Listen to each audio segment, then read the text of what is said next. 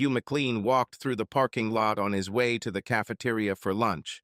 It happened to be his second shift for lunch, and he was already quite hungry after 5 hours of continuous work in the cabin of his crane. As he walked towards the double doors leading to the cafeteria, he noticed small groups of workers, all of them deep in animated conversation. Something happened, and with so many people talking about it, it couldn't be a good sign. He wondered if someone had been killed at work. This usually attracts everyone's attention. Approaching the first group, he noticed a familiar man and called out to him, "Hey, Bert, what's wrong?" "Looks like the Iron Workers Union is going on strike this afternoon. They don't have a contract, and they think this is a good chance to force one on the company." "Are you sure? What does this mean for the rest of us? I know the Gear Operators Union won't let me cross the picket line, and I wouldn't want to either."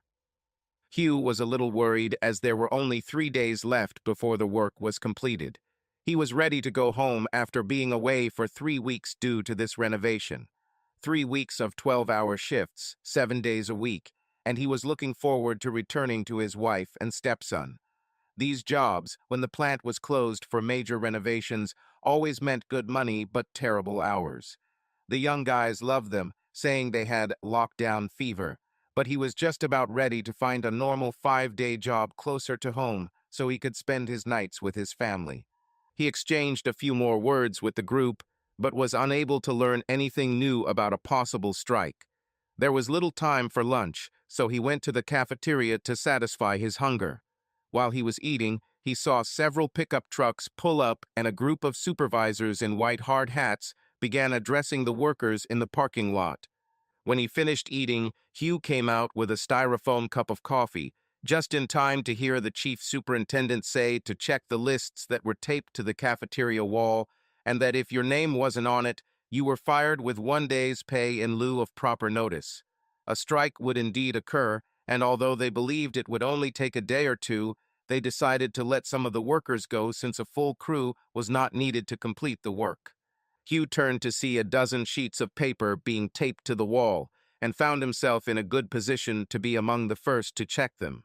All the lists were in alphabetical order, and it didn't take him long to see that his name wasn't there. He was glad of this, since it meant that he could leave for home this afternoon and get there before midnight if he was lucky with the traffic. It only took him a couple of hours to check out at the billing office and return to his rented room to pack. After quickly packing clean and dirty clothes into suitcases, he grabbed a photo frame from his bedside table. He always took it with him on the road and put it where he could see it. It was a photo taken 4 years ago on his and ex-Donna Charles' wedding day. They had a simple ceremony at the Justice of the Peace with only his sister and Donna's mother with them. Of course, her son Bobby was there, but he was only 2 years old at the time. They were both 28 years old in this photo, and he thought it was still a pretty good photo of them both. In the photo, they were standing under an oak tree near the courthouse. They held hands while looking at the camera as Bobby stood in front of them with a big smile on his face. Hugh was about 6 feet tall, with black hair and dark eyes, and had a muscular build with the ruddy complexion of someone who often spent time outdoors. Donna was about 5 inches shorter than Hugh, a pretty brunette with brown eyes. She kept her hair relatively short, which suited her features well. She weighed about 135 pounds and was curvy in all the right places. Since Hugh met her, she has worked as a secretary in a small real estate agency. Once the packing was complete, he headed to the car to begin the drive home. He tried to call home before leaving, but the busy signal told him that Donna was busy talking, probably with his sister Kathy. The two were like sisters, always planning something together over coffee or on the phone. It didn't matter much, as it would be nice to surprise her by coming home for the weekend. With luck, he could be home by 10 o'clock, and they could have a couple of beers or a glass of wine together. The drive from his work site in central Minnesota to his home in central Illinois was easier than he expected, and by 10:30 am he pulled up to his house, only to find it in the dark. Damn, Donna must have gone to bed early, he thought to himself. We'll have to do something about this. A quick shower, and he'll join her for a little love replenishment. He took his suitcases and struggled to open the kitchen door. Donna, I'm home. Get out of bed and give me a big homecoming kiss."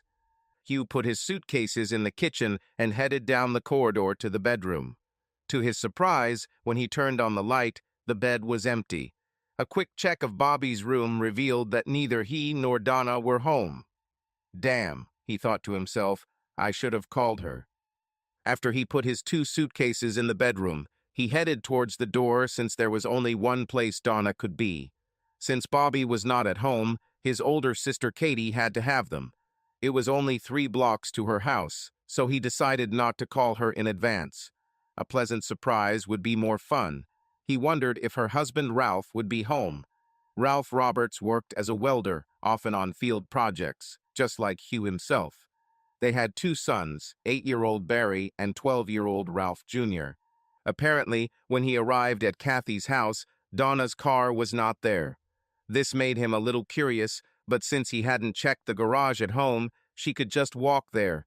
He saw a light in the kitchen and knocked on the door as he entered his sister's house. Katie was sitting at the kitchen table and looked at him in surprise and shock when he opened the door.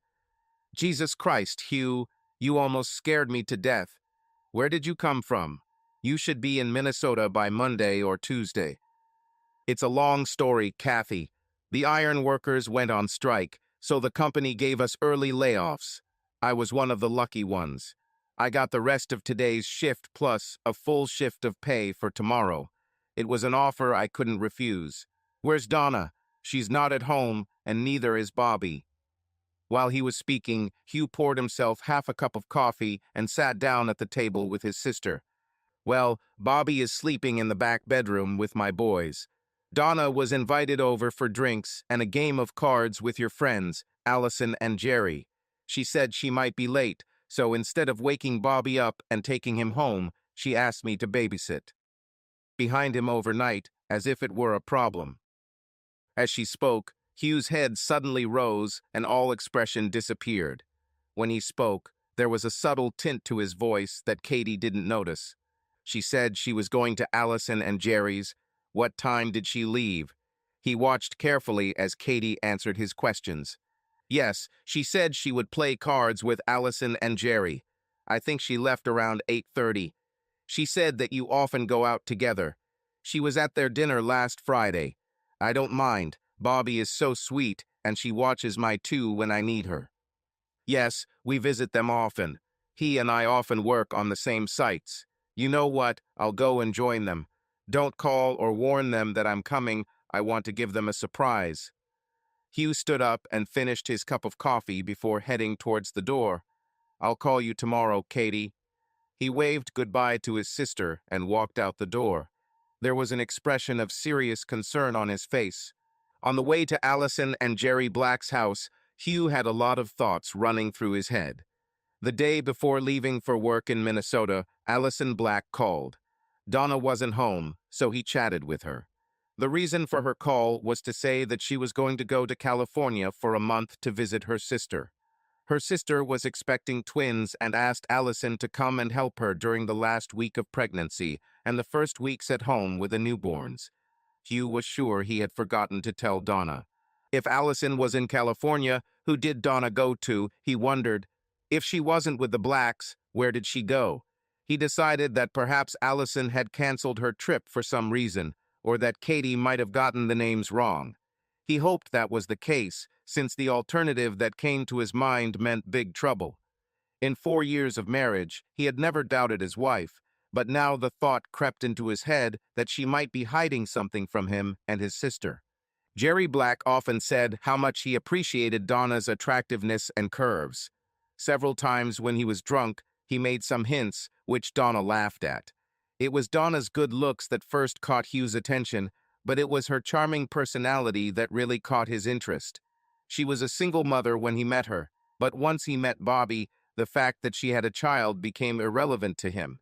He really liked her boy, and they bonded well after he and Donna became a couple.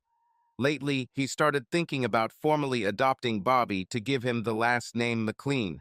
Hugh decided to check the Black house first to see if his fears were wrong. As he turned down the street towards their house, he realized that his heart was beating faster than usual. What if she's not there? Or what if she is and Allison is really in California? These thoughts were running through his mind as he stopped across the street from the black house. Jerry's car was in the driveway, but there was another car in front of it that he couldn't see very clearly. It was in the shadows, and he hoped it wasn't his wife's car. The house was in darkness, and he knew that if they were playing cards and drinking, they would be in the kitchen or living room, and he could see that there were no lights on downstairs. Looking at the house and the mysterious car in the shadows, Hugh did not calm down. After about a minute of thought, he quietly got out of the car and carefully closed the door, trying to be as quiet as possible. He needed to check this mystery car in the shadows to see if it was his wife's car. Walking around Jerry's red Mustang, his worst fears were confirmed. It was Donna's car. She apparently walked around Jerry's car and parked in front of it. Hugh was confused, not knowing what to do, and very unsure of what exactly was going on inside. He decided to walk around the house, thinking they might be on the patio. Walking along the sidewalk to the side of the house, he began to feel calmer, convincing himself that they were sitting on the patio enjoying a beer. But when he walked around the house, he saw that the patio was empty. No one enjoyed drinks under the stars. He walked further into the backyard and looked at the house. There was a dim light in the window in the center of the top floor. He had been in the house often enough to know which room it was. A surge of anger overtook him, and he quickly returned to the car, where he opened the trunk and took the hammer that was kept there. He swung the hammer in his hand as he walked resolutely back towards the house. It was only as he approached the side door that he slowed down and began to organize his thoughts. His initial solution was to use a spare key, which he knew was under the doormat. He could already imagine their stunned faces as he walked into the dimly lit master bedroom, swinging a hammer, intent on beating them to a pulp. Visions of the consequences came to him in time, and he realized that he could not do this to another person, regardless of the motive. He would have had to commit suicide, as he could not imagine living with the reality of what he intended to do. He stood at the back door, swinging the hammer with light blows to his palm, wondering what he should do. Finally, he stepped away from the door and headed towards his wife's car. Donna had a bad habit of leaving her keys in the cup holder when she parked her car. He always told her it was an open invitation for someone to steal a car with the door unlocked and the keys in plain sight. He quietly opened the door, grabbed the keys, and left the hammer on the driver's seat. He then quietly closed the door, returned to his car, and drove away, heading back to the house he and Donna shared. It was only a few blocks away, and as soon as he turned into the driveway, the full realization of what had happened hit him. The exhaustion from a long day of work and travel, coupled with the realization that the woman he had fallen in love with was now in his former friend's bed, brought tears to his eyes. For the next 10 minutes, which felt like an hour, the tears flowed continuously as he grieved for what he had lost. Eventually, the grief began to give way to anger, a controlled anger that made him think of a plan, a way to maintain his pride and punish his unfaithful wife. Once the plan was formed, he regained control of his emotions, and after 15 minutes, he got out of the car and walked towards the house with a determined look on his face. The first step was to empty 2 suitcases and take the dirty laundry to the laundromat. Dirty items can be washed while he completes his tasks. The empty suitcases now lay on the bed, and he began to carefully fill them with clothes from the closet and dresser drawers. When the 2 suitcases were completely full and could not hold anything else, he carried them to the car. He knew there were boxes in the basement closet, so he went down and grabbed a few, carefully dumping their original contents into piles on the basement floor. Donna could buy a replacement and clean up the mess later. He walked slowly through the house, collecting his things. The house and furniture belonged to Donna. She was already living there when he met her, so there was no need to worry about dividing the property. Hugh knew that he had not brought many things into the house, although there were several items that he considered his own. There was a laptop that he bought to replace his old computer system. He will leave the old system for Donna and Bobby. They had 2 DVD players, so he carefully unplugged the one connected to the TV in the basement and packed it, and that TV into the car. By 3 a.m. his car was full, and he went looking for a hotel room for the weekend. He found a clear place about 3 miles from former home and unloaded the first batch from the car into the room. An hour later, he returned home, loading up more of what he considered his share of the common property. He included a box with dishes and cutlery, another with linens, and a third for the books, CDs, DVDs, and videotapes he considered his own. During all this packing, his work clothes were washed and dried and added to the machine. He had spent the last hour packing his tools from the basement and garage into the trunk of his car. By 6:30, he was done and walked slowly around the house to make sure he hadn't missed anything. The last item he found was a recent photograph of Bobby, and he put it in his pocket. His last act was sitting at the kitchen table and writing a short letter, which he put in an envelope. This envelope sat in the middle of the kitchen table, weighed down by Donna's set of keys. He left the door unlocked when he left. Half an hour later, his remaining belongings were in the motel room.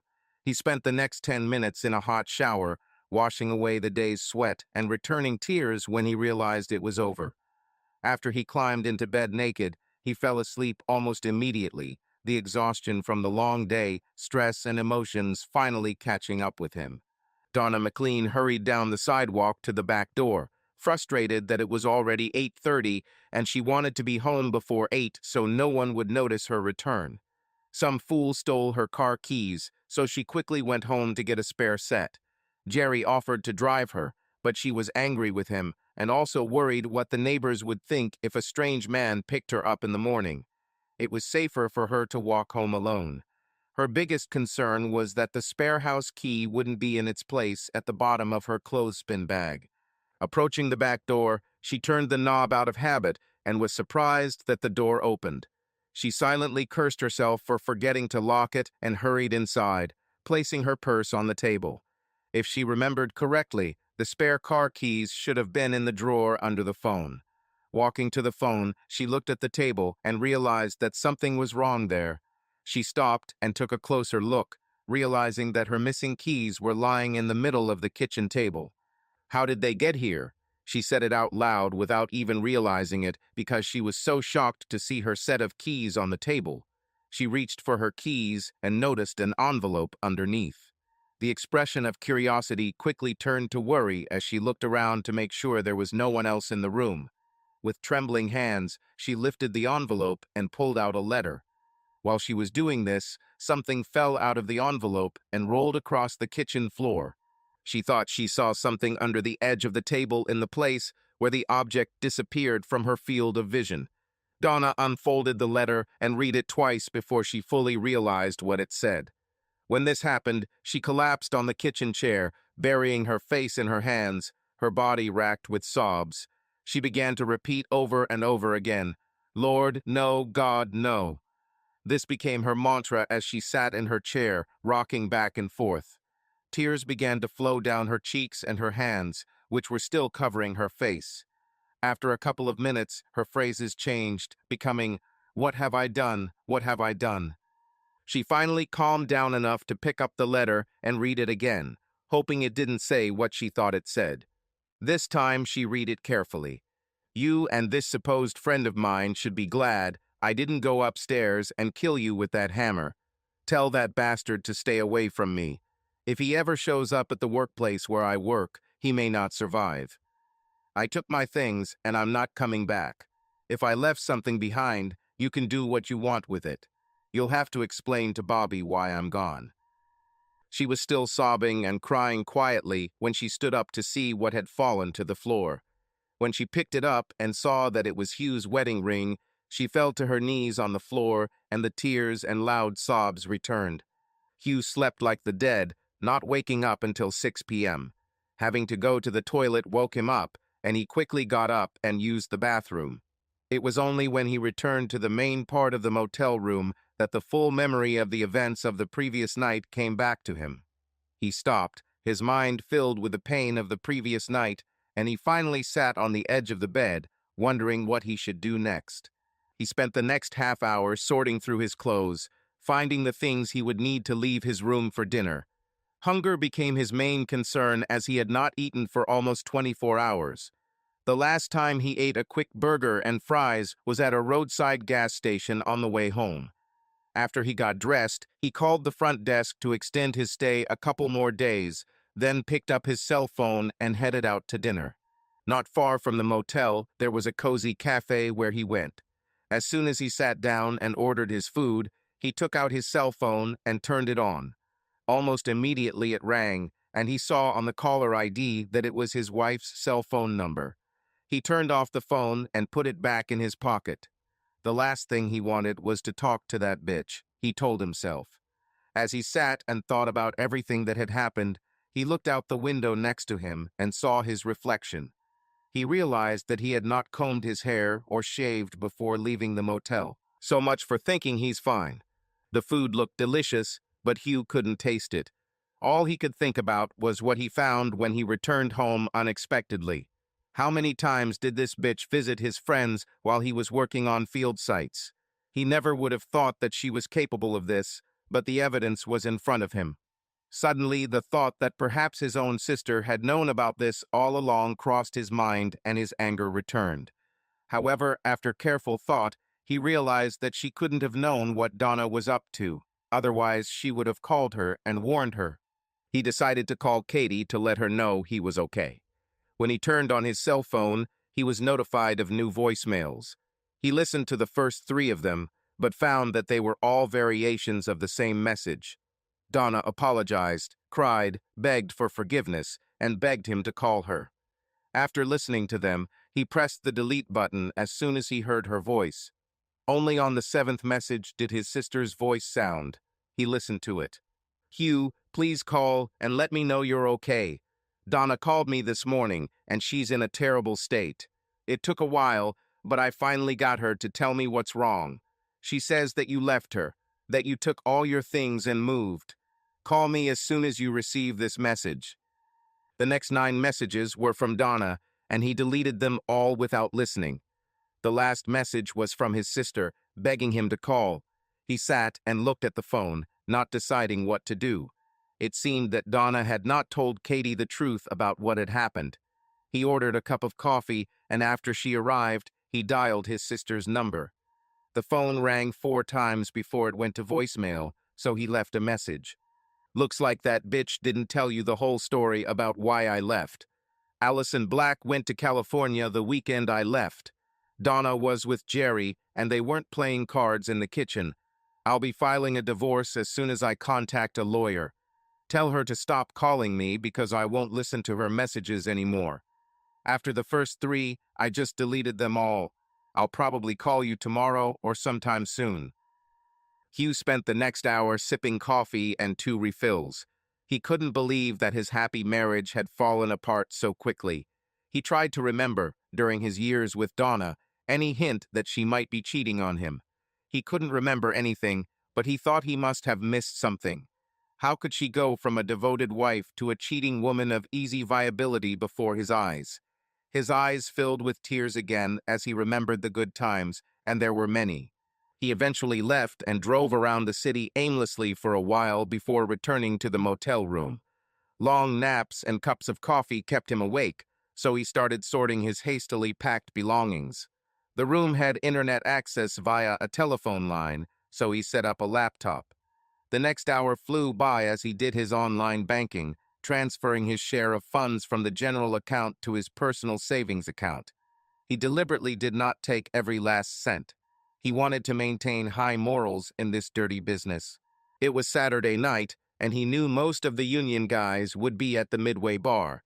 By 11 o'clock, he had finished his banking and sorting and decided to clean up and go to the bar to see if there were any vacancies. He decided the best option was to find a good job outside of town to avoid Donna and Jerry before reconsidering his decision not to kill them. He was starting to have serious anger issues, and staying in this town didn't seem like a good idea. Half an hour later, he was sitting with 3 other lift operators, men he had often worked with in the past. He quickly discovered that the best job available at the moment was in Alaska, building a large pumping station for the northern oil fields. The job required 6-week shifts with 2 weeks off. There were openings for crane operators, as few men wanted to work in such positions requiring so much time away from home. He thought to himself, "This sounds perfect. I can get away from this bitch and make enough money to get my own place. After 2 beers with the guys, he excused himself and headed back to the motel with a new plan in mind. By Wednesday, he had achieved a lot. He hired a lawyer to begin the divorce process, citing irreconcilable differences, and left him with a list of what he took and what he left, along with his email address. The union office agreed to work on the project in Alaska, and he signed all the documents, committing to work at least 6 weeks in the northern fields. He found a company to store his modest belongings while he was away. Over the past few days, he had deleted another 24 voicemails from Donna. He didn't listen to any of them. One call he made to his sister was routed to voicemail again, so he simply said he'd be in touch and then turned off his cell phone service. At 11 a.m. Wednesday morning, he boarded the first flight of a complex series of connections that would take him to his work site in the northern fields by Thursday evening. He felt only relief as his plane pulled away from the landing tunnel. His car was in long-term parking, his luggage was in the overhead compartment of the plane, his laptop was in the overhead compartment, and he began to put more distance between himself and the source of the pain in his heart. As the plane took off, he leaned back and closed his eyes, but all he could see was the happy couple with the smiling little boy in the photo taken on their wedding day.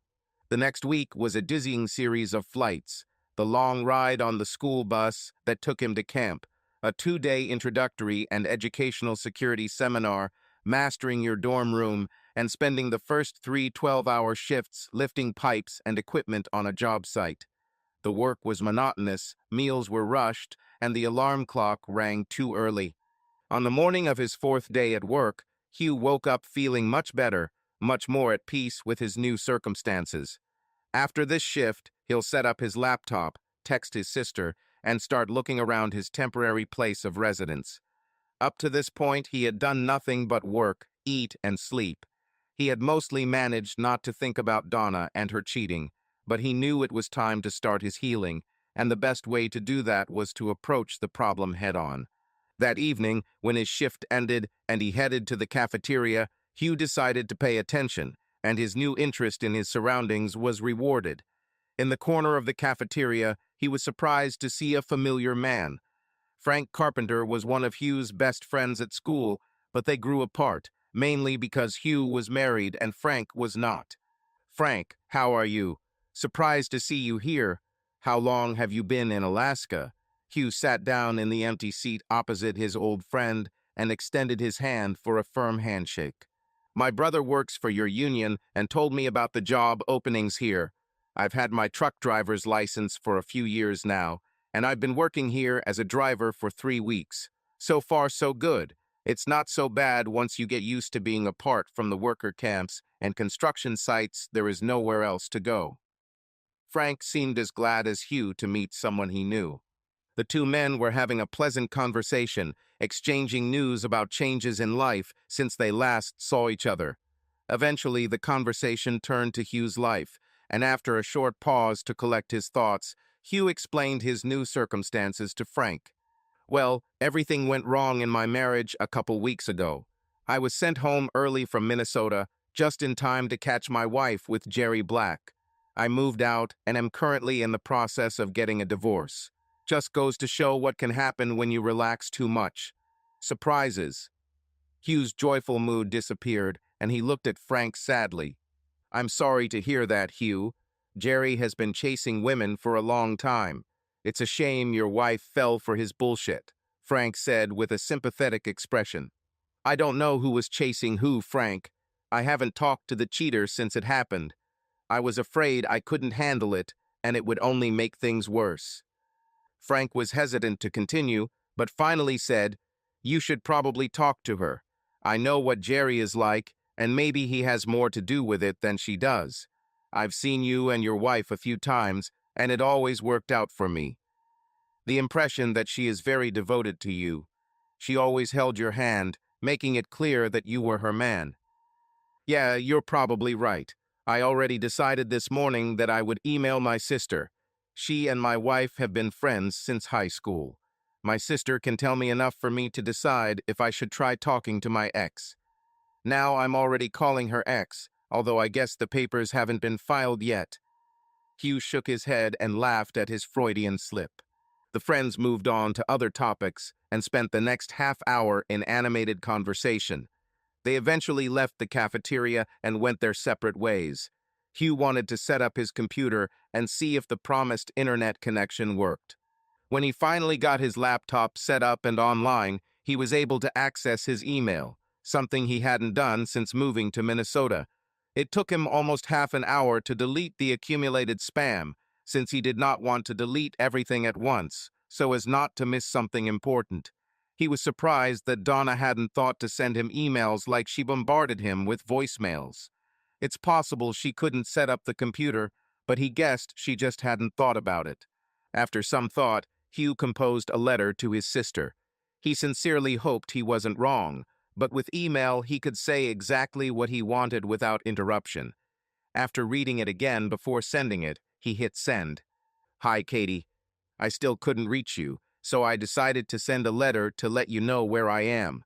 I work in the northern oil fields of Alaska. I've been here for a week and will be for at least another 5 weeks.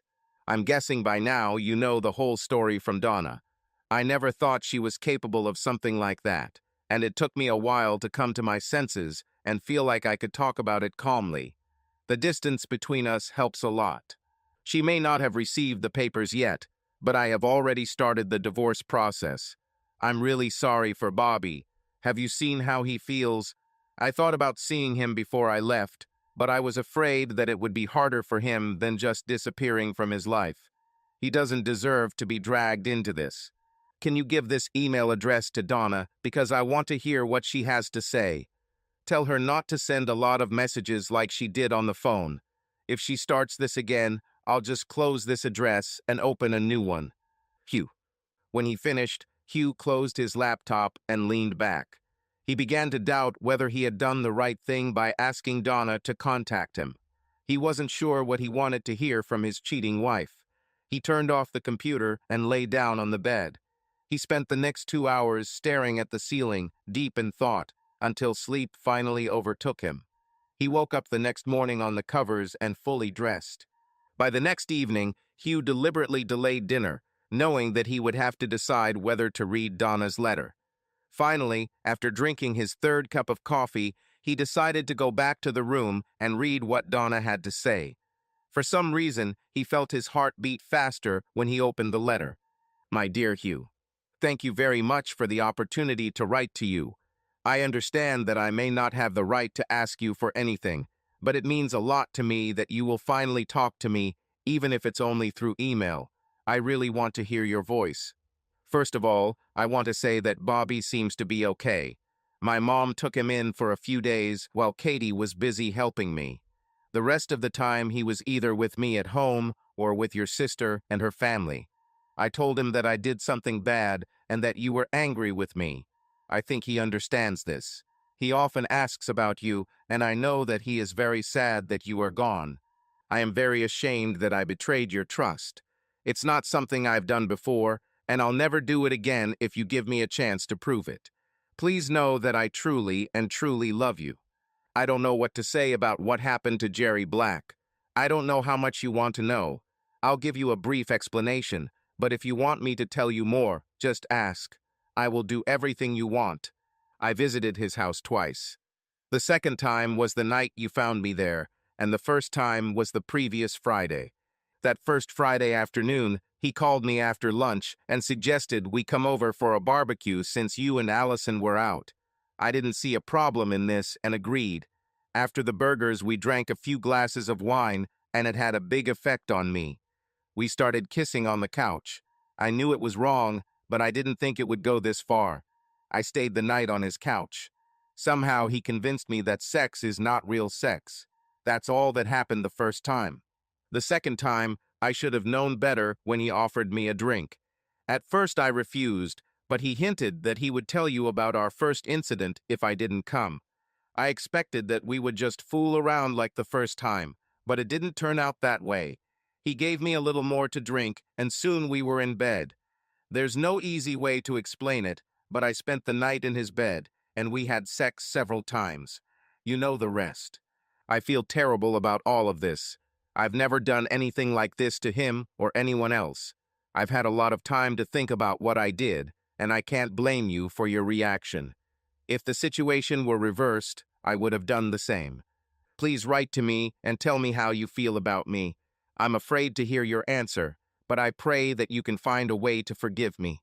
Your loving wife, Donna. Hugh reread the letter slowly as his stomach churned. It got especially bad when he reread the paragraphs describing what she did to Jerry. Seeing her confirm what he believed shocked him. He realized that deep down he was hoping to hear that it was his mistake. Knowing it wasn't a mistake made him start to struggle with his feelings again. He turned off the computer and lay down on the bed. He spent the next 2 hours staring at the ceiling, lost in thought, until sleep finally overtook him. He woke up the next morning on the covers and fully dressed. By the evening of the next day, Hugh was ready to make a decision. Without hesitation, he turned on his laptop and started writing. Dear Donna, I'm really glad to know that Bobby is okay. I'm not sure if I should tell him that we're communicating. If you think it won't be a problem, tell him I think about him often. I'll be here for at least another month. After that, I have the opportunity to extend the contract for 2 weeks. I have not yet decided what I will do after the end of the first term. Everything will depend on where we end up. The only way I can see for us to get over this is if you fully describe everything that was said and done while you were with Jerry. If you can do this, I can better judge what I can forgive and whether I can ever forget it. I'm not going to make you any promises, but I must say that any further betrayal will be the end for us. The only way I can get through this is if I feel like I can ever regain my trust in you. That's probably more important than whether I can forgive and forget.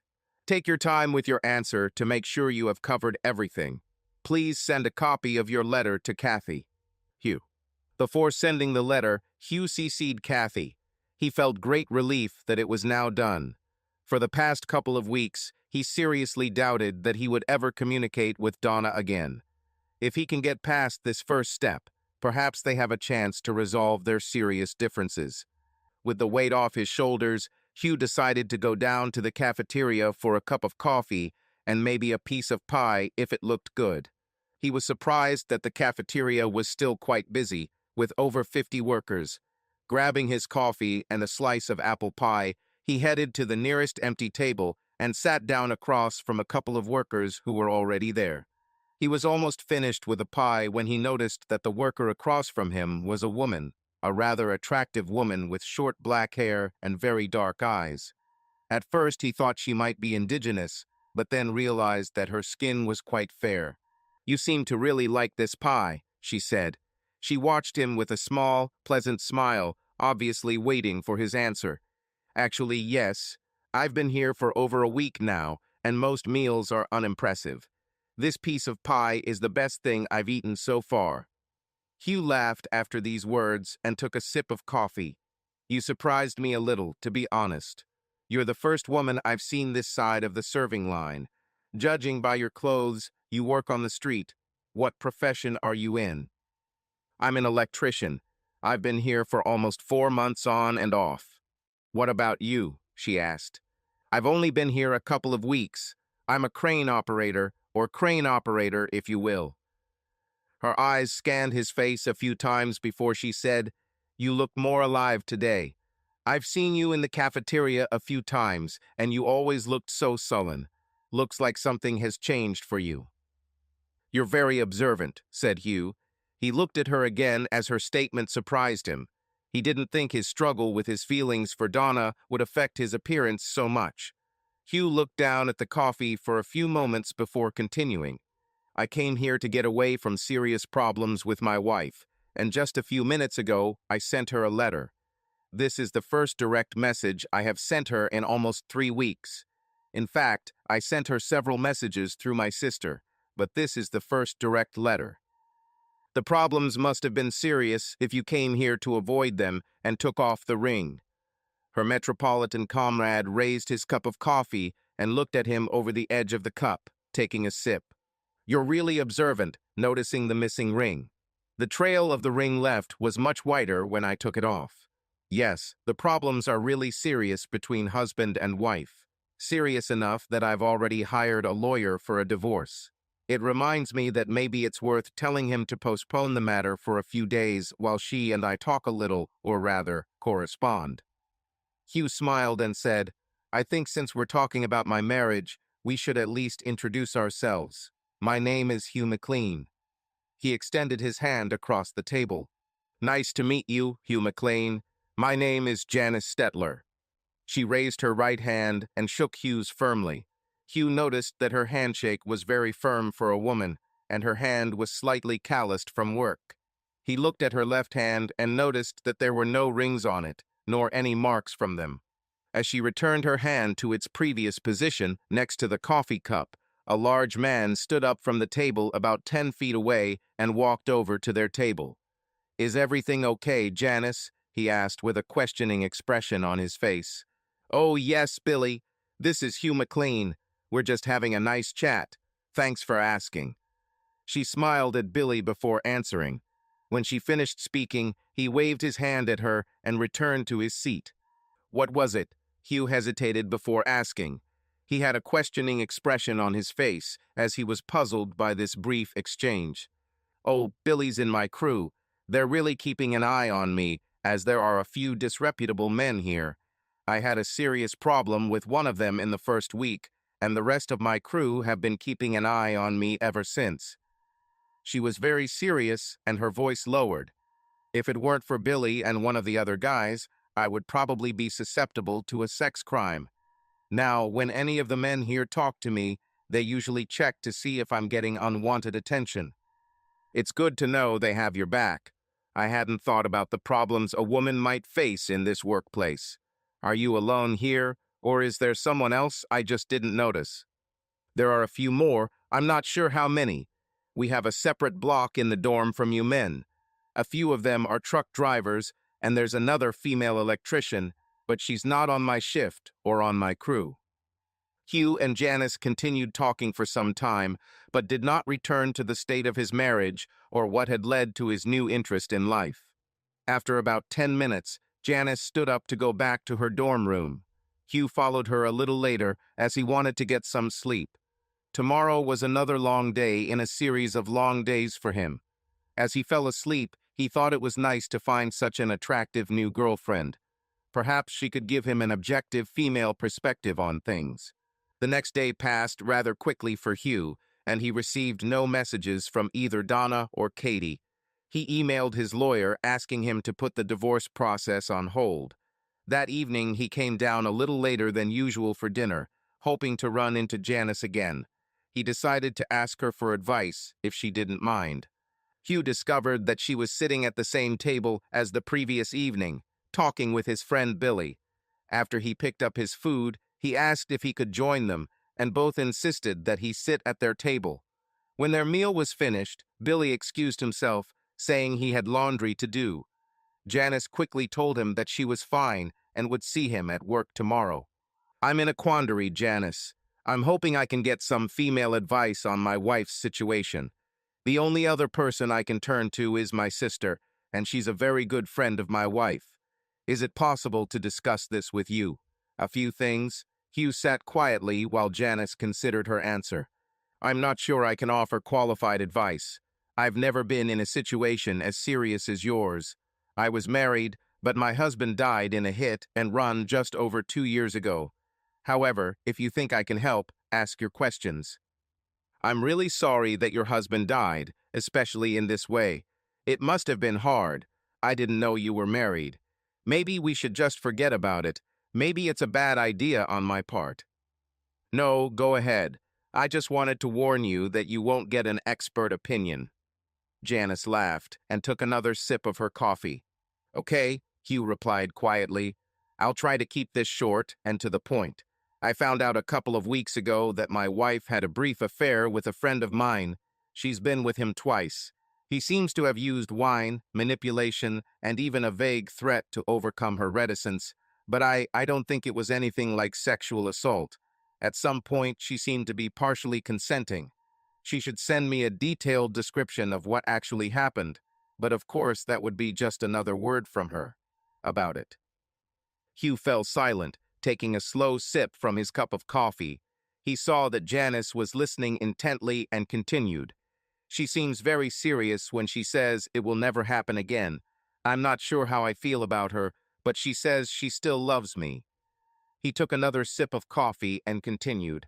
In order for this to work, I need to trust her, forgive her, try to forget that this happened, and eventually trust her again. I just don't know if all of this will be possible.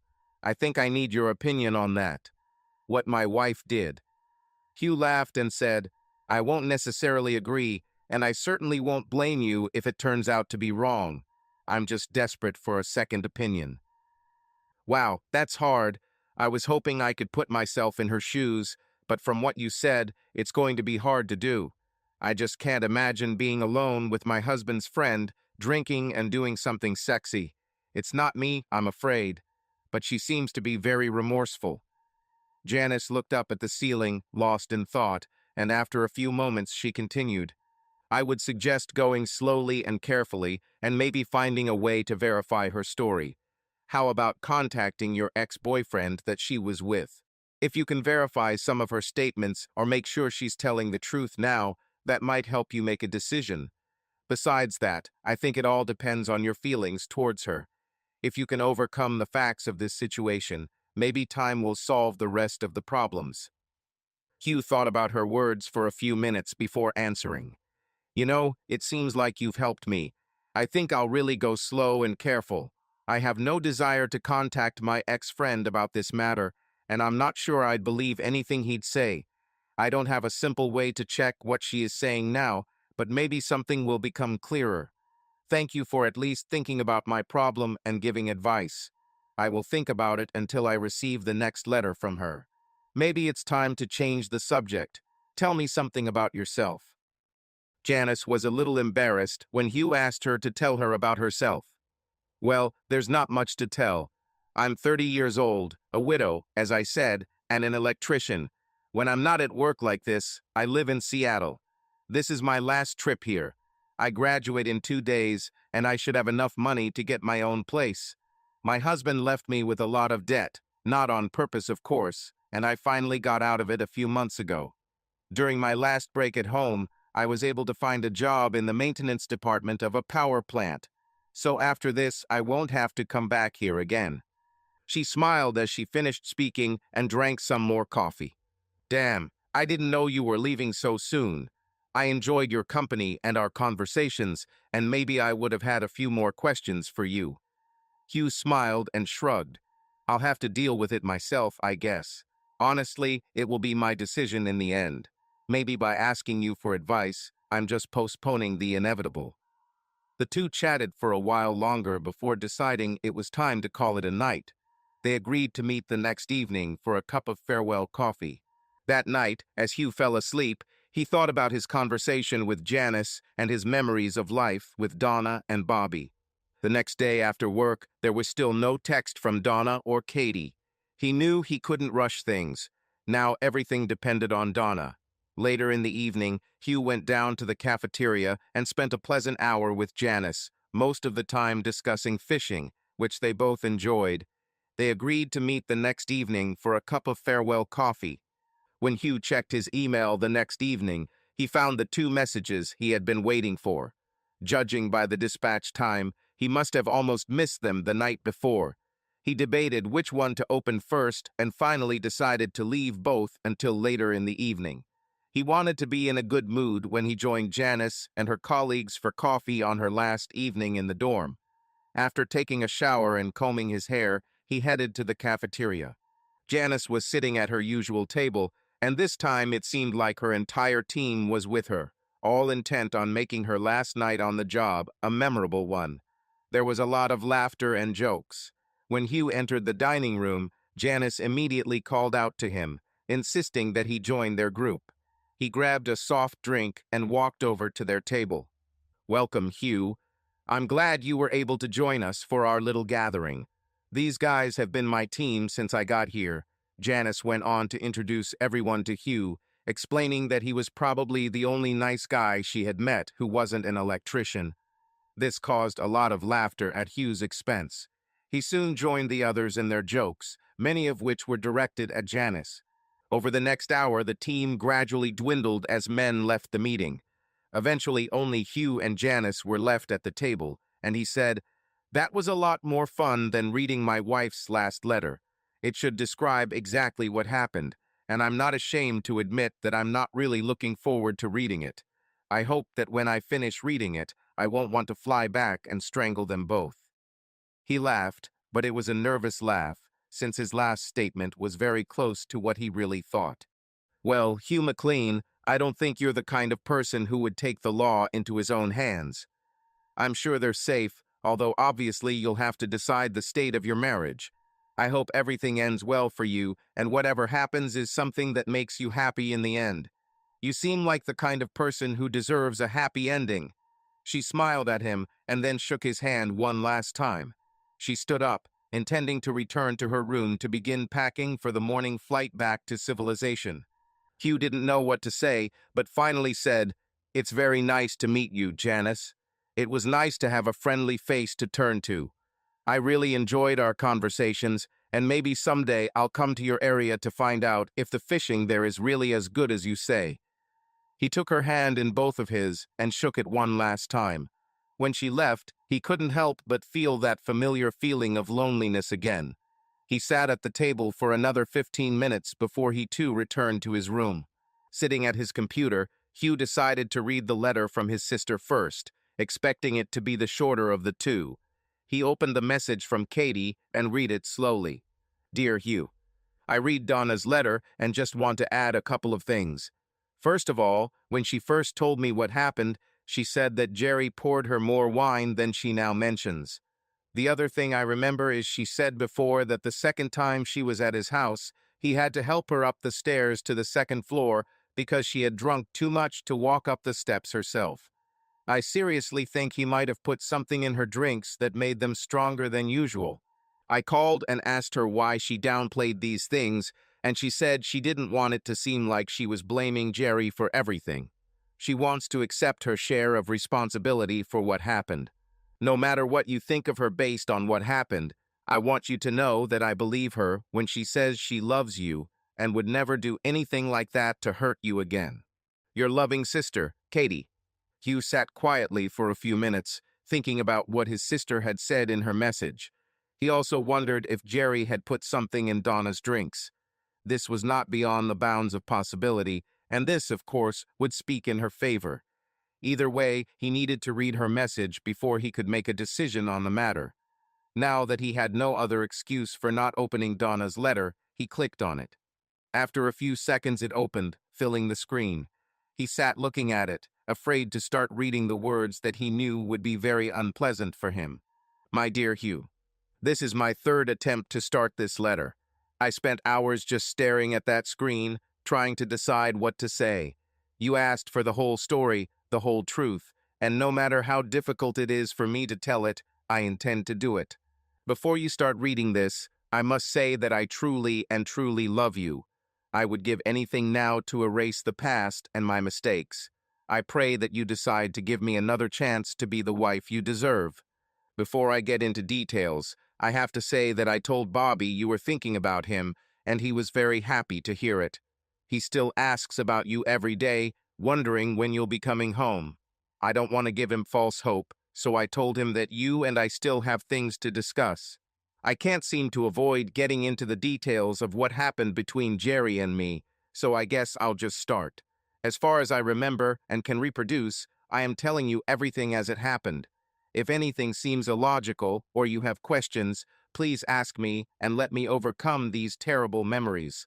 On the first Friday, Jerry called me at work around 2 o'clock in the afternoon and invited me to dinner. At first I refused, but he insisted and I agreed. I arrived around 6. We had dinner on the patio and everything was going fine until he started making comments about my appearance. When I was washing the dishes, he came too close, but after my remark he retreated. We went into the living room, continued talking, and he asked me to dance.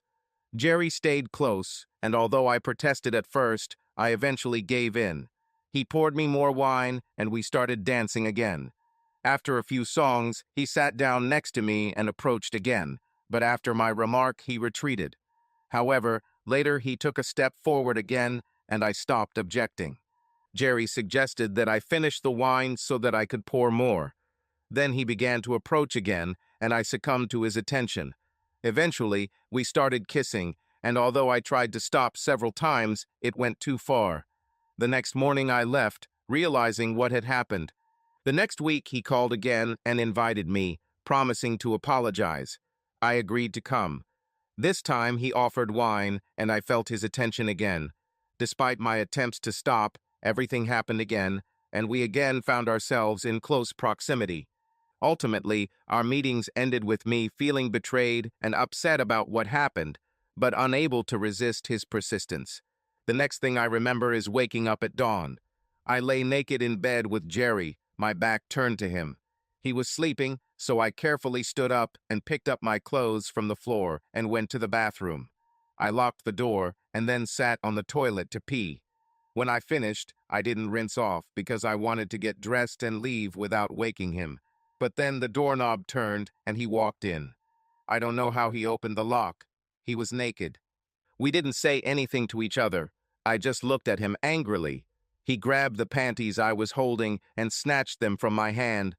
Then he asked where I was going without the last time. I said I was going to get dressed and leave, but he just grabbed me. When it was over, he told me not to tell anyone, otherwise he would say that I attacked him. I got dressed and ran out to the car. You know the rest. When I came home and saw your note and found your ring, I completely broke down. Katie told you everything, so I won't repeat myself. I just finished reading everything I wrote about what happened those 2 nights, and I really don't know what you'll think about it. As much as I blamed Jerry, especially for the last time in the bathroom, there was no doubt that most of it was my fault. I shouldn't have gone back there a second time after what happened the first time and how his drinks affected me. I'd rather tell you about the first time and accept your justified reaction to it than go there again. I can't predict what you'll think of me now, and I really wish I could just delete this letter rather than send it to you. It would take a very strong person to forgive me for this, and I can easily see how it could be very difficult to trust me again considering how stupid I was. Please know that I love you. There's nothing I wouldn't do to fix this, and I just pray that you give me a chance. I beg you to wait a few days before you tell me your decision because I know how upset you will be when you finish reading this. Your loving wife, Donna. Hugh sat motionless as he finished reading Donna's letter until he finally closed the message, turned off the light, and went to bed. The story of her infidelity hit him much harder than he expected. His chest felt empty. As he lay there, he replayed in his mind the images he had created while he was reading the long letter to her.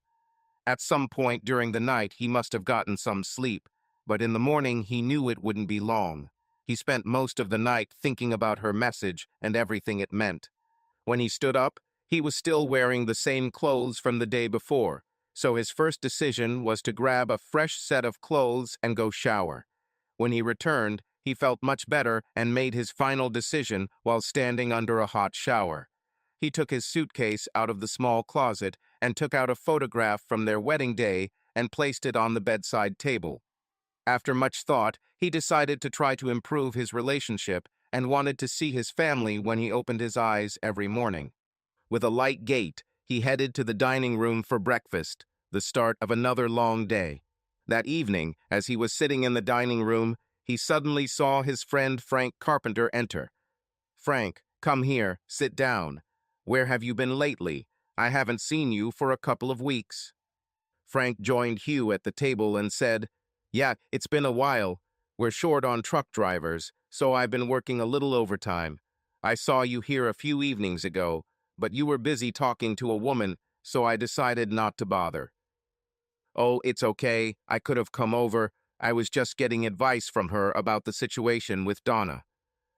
"How are things going? I was wondering how you deal with this." Hugh smiled and said, "Believe it or not, last night I finally decided what to do. After I read the details of what happened between her and Jerry, I'm pretty sure Jerry either deliberately got her drunk or gave her some kind of illegal substance. She did a lot of stupid things, but I'm inclined to believe her story. I don't know of any way to prove that he spiked her drinks because I don't believe he'll admit it. Well, you're a much more forgiving person than I would be. Good luck. The two men moved away from the topic of Donna and Jerry and into the more mundane topics of their work and the challenges of working on a remote site. When they broke up, they agreed to try to spend more time together, especially at dinner. When Hugh returned to his room, he decided that he was too tired to answer Donna's letter that evening and would leave the task for the next evening. It was very easy for him to sleep that night, since he now felt that there was hope for the restoration of his family. The next evening, Hugh hurried back after dinner to write a letter to Donna. He thought about what to say and immediately began typing. Dear Donna, as you can imagine, the details of your time with Jerry were very difficult for me, and I spent a sleepless night replaying what happened between you over and over again in my head. I've thought a lot about your words, and I think I've made my decision. First, I decided to believe that you told me the whole truth. I have no reason to think that you made up the details of what happened, and I have no other way to prove or disprove what you said. Secondly, it is very likely that Jerry either deliberately got you drunk or gave you some kind of illegal substance. Your descriptions of how you felt, coupled with your awareness that you did stupid things, both suggest that what happened was not something you would have agreed to under normal circumstances. If I'm going to believe what I just wrote, then I have to try to forgive you for your part in all of this. It may take a long time to forgive you completely, but I'm working on it. I will probably never forget what happened, and it may be difficult to trust you completely. I will try not to punish you for what happened. You will have to be patient with me through all of this, and you will have to be completely honest and faithful to me in the future.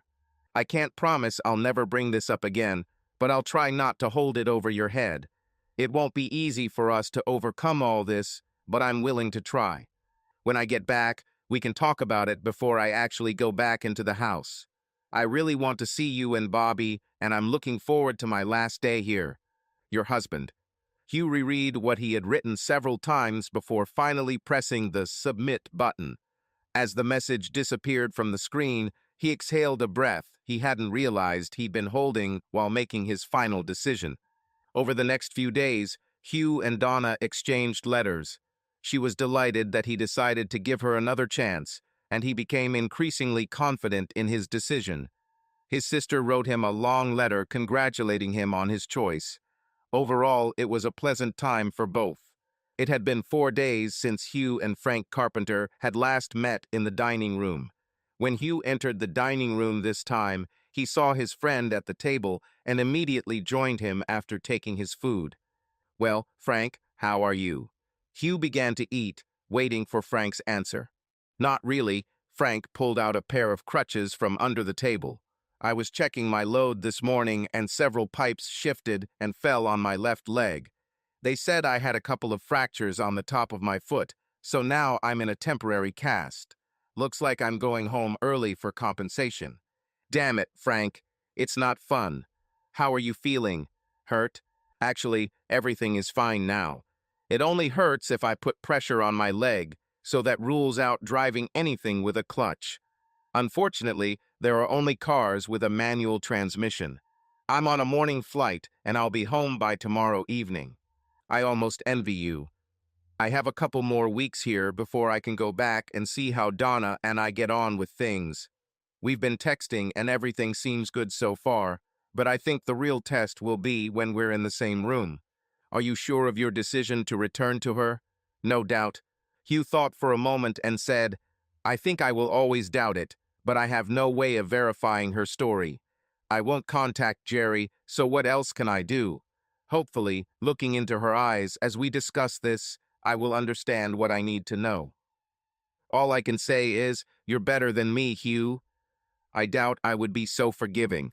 Although I've never been married, so it's easy for me to say that. Frank left his comments at that, and they finished their dinners in relative silence. When they spoke again, it was about work topics and discussing the long day Frank would spend in airports and on flights the next day. Over the next week, Hugh and Donna exchanged daily letters, and he became increasingly confident in the idea of trying to fix their marriage.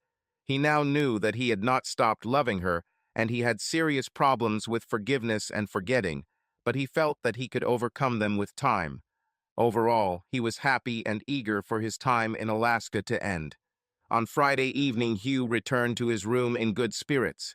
One more week, and he'll be home. He turned on his laptop, expecting only the daily email from Donna, but he also saw a message from Frank Carpenter. He was eager to hear news from Donna, so he read her letter first. There was nothing new there. She again said how much she was looking forward to his return home. Hugh enjoyed reading her messages as they strengthened his confidence in his acceptance. I knew the right decision, and he immediately responded to her letter. In his response, he mentioned how much he was looking forward to returning home. Deciding to leave Frank's letter for later, Hugh went to the dining room for a leisurely dinner. Now that Frank and Janice Stetler were gone, he preferred to be alone. Many of the workers here were quite rude, and Hugh did not fit in with their company. He liked his own company better.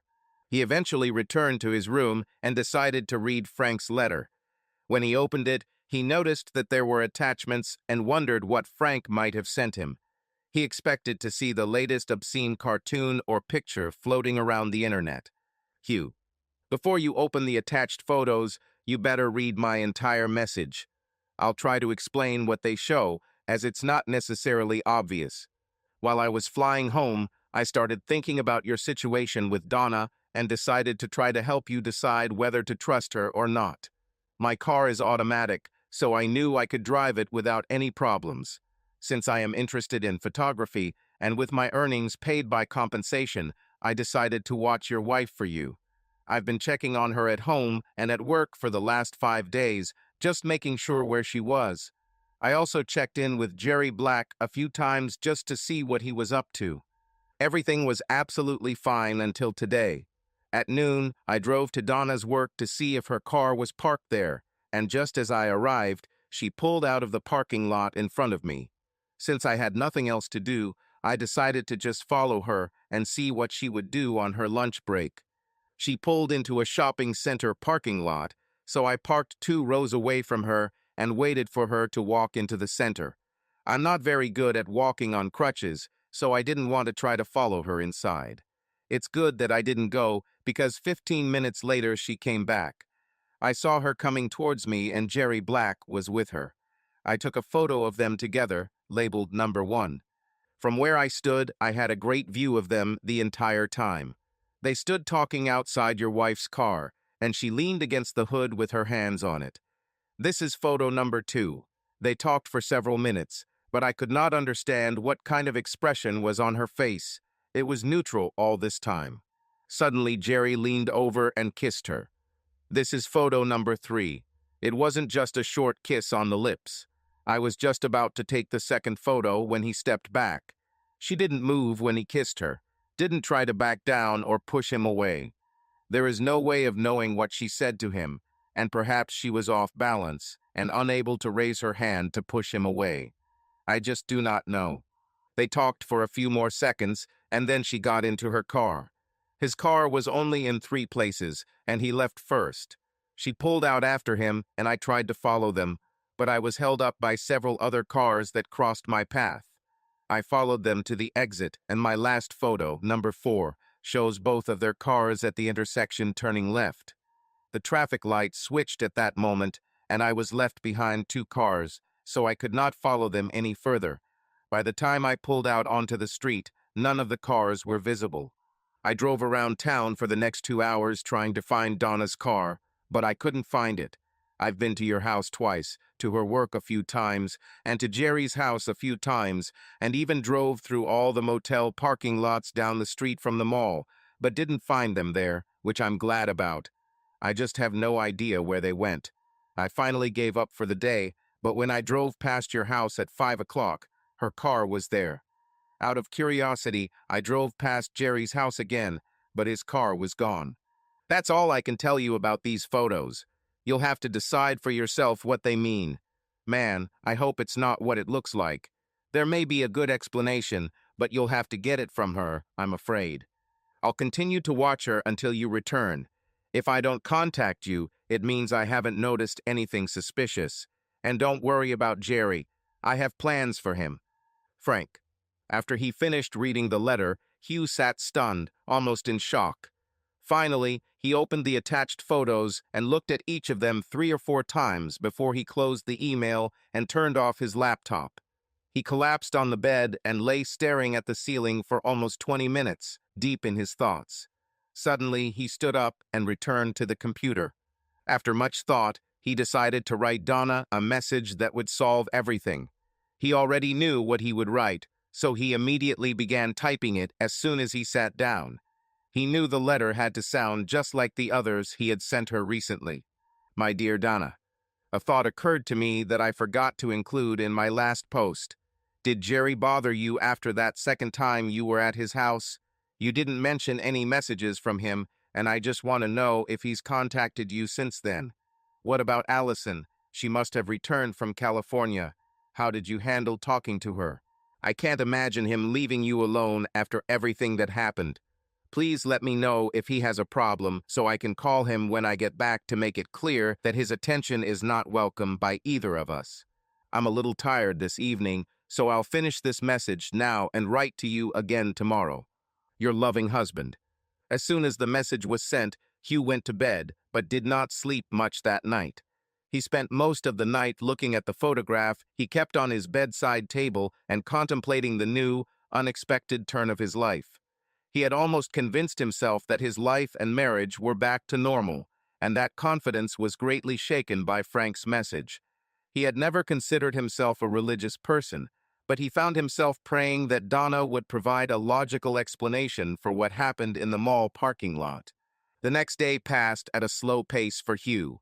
He spent all his free time waiting for a response from Donna, and it bothered him greatly that in the evening, when he returned to his room, he did not find any new messages in his mailbox. On any other day, her message would have been waiting for him. Hugh quickly had dinner, and not finding a new message from Donna, went to bed. He was almost falling asleep when he heard the faint sound of a new email notification. Immediately, he jumped to his feet and headed to the computer, forgetting about sleep. He quickly opened the message from Donna, but not before noting the time. It was 9:30 p.m. in Alaska, which meant she sent the message at 1:30 a.m. He wondered why she was writing so late at night. Has she just returned home? He couldn't wait any longer and opened the letter he had been waiting for. My dear Hugh. Wow, 2 messages in one evening.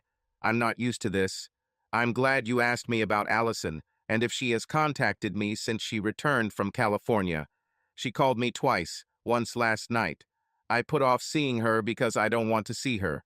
I'm afraid I'll feel too guilty for what happened, and I confess everything to her. After all the difficulties this has brought to our marriage, I don't want to ruin it. I'm sure she would leave him if she found out.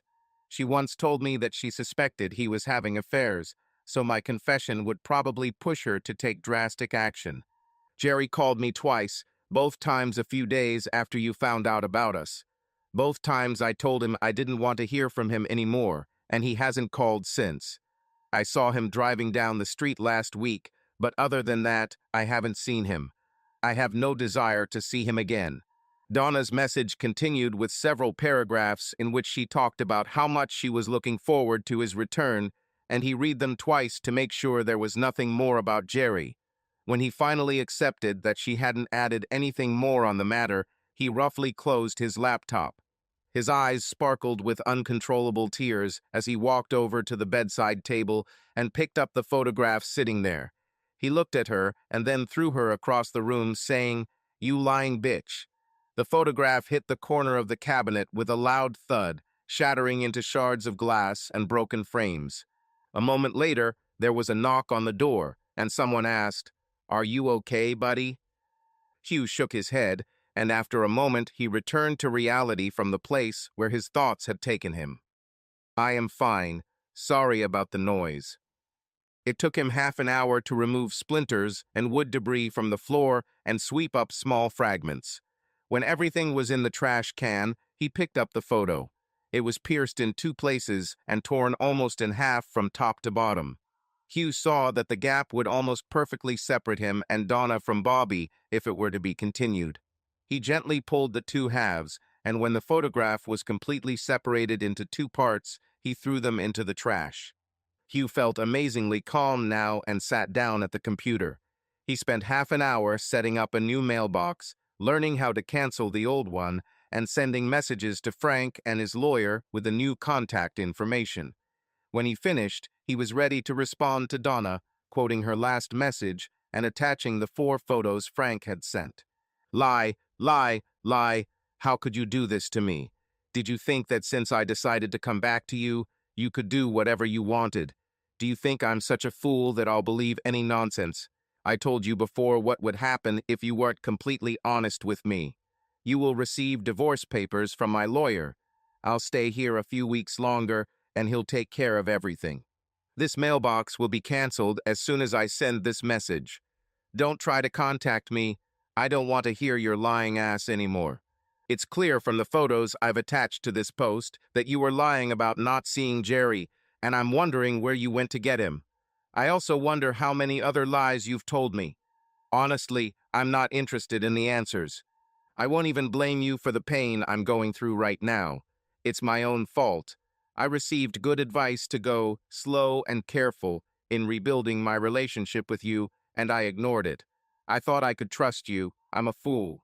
Hugh made a copy of the letter to his sister. He suspected that she knew about Donna's lies, and he had no interest in talking to her either. Before closing his laptop, Hugh canceled his old email account. He felt completely drained and exhausted, and fell asleep almost instantly, curled up in the fetal position. The next morning, before starting work, Hugh extended his contract for another 2 weeks. He needed this time to recover before returning home. This time also gave him the opportunity to decide what his future path in life would be. Katie Roberts sat at the kitchen table, enjoying a cup of coffee before the kids woke up. It was a little after 7 a.m., but that was her usual time to get up and enjoy some time to herself. But this morning she was alarmed by a light knock on the kitchen door. As she approached the door, she was shocked to see her brother Hugh standing there. "Hughga, where did you come from? Come in." She grabbed his hand and pulled him into the kitchen. "I've been in town for a few days now and just wanted to stop by to say goodbye before I leave." "Saying goodbye? What do you mean? Where are you going?" There was an expression of deep concern on her face as she looked at him. Hugh walked past her and poured himself a cup of coffee before answering. "As I said, I came to say goodbye. I sold my car and bought a pickup truck with a hubcap. I've loaded up all my stuff from storage and am ready to hit the road. I decided to let you know so you could tell the rest of the family." "You can't leave without talking to Donna." Katie reached for the phone, but Hugh took it and put it back. "I'm not going to talk to Donna. If you try to call her again, I'll just leave now."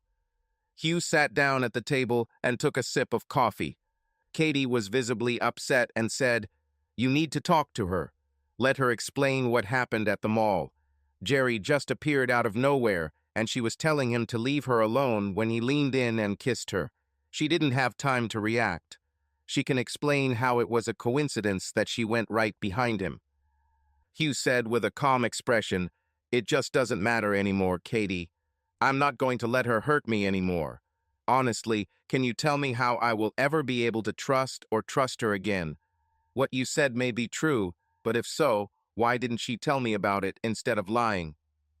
Tears appeared in Katie's eyes, and she wiped them away before saying, "She was afraid you would misunderstand.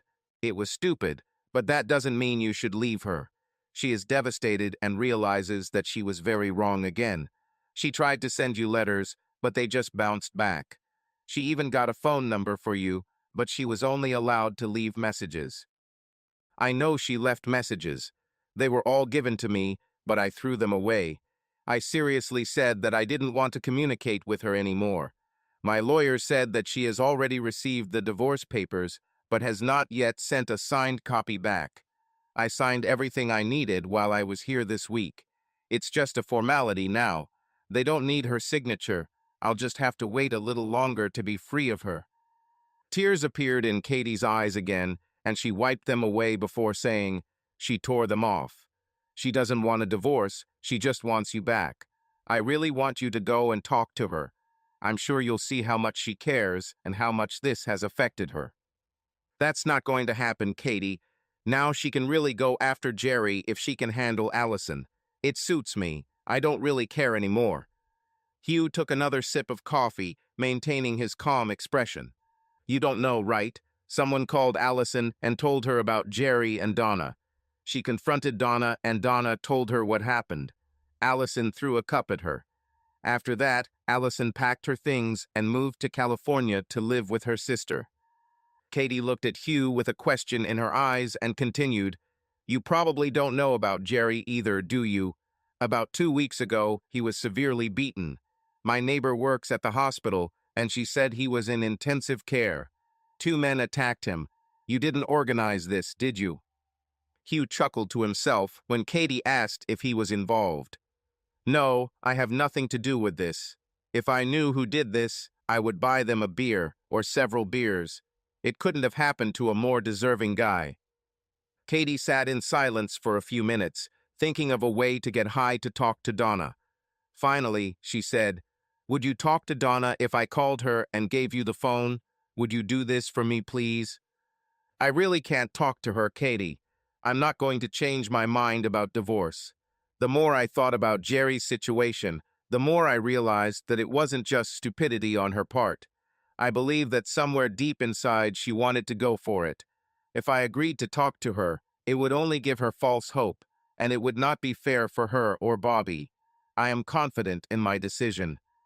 Tears appeared in Katie's eyes again, and she said, I guess I can understand that. Where will you go? Do you have any plans? Hugh finished his coffee, stood up and walked towards the door, ready to leave. I'll try to live in the Northwest. I know someone in Seattle, so I'm heading there now. If everything works out in Seattle, I'll stay there. If not, who knows? I just know I can't stay here anymore.